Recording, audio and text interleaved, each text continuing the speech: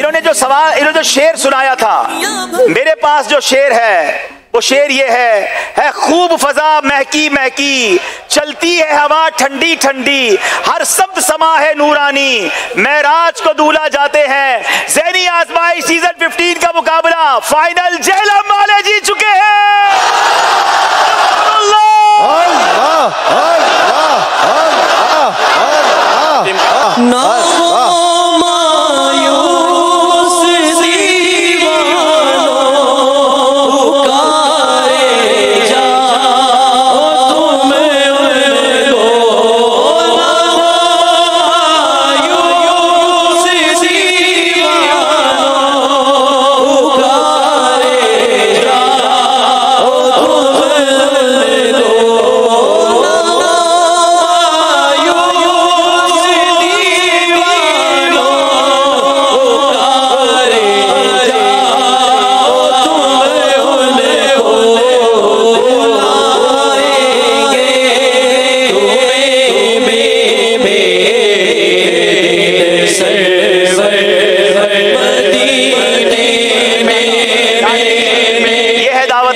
जो नौजवान यूरोप के, अमेरिका के, जापान के ख्वाब देखते हैं, इनकी आंखों में आंसू शायद हारने के नहीं हैं, इनको मदीने जाना है। ये मदीने की तड़प इन्हें रुला रही है और यही अल्हम्दुलिल्लाह दावत इस्लामी का खासा है।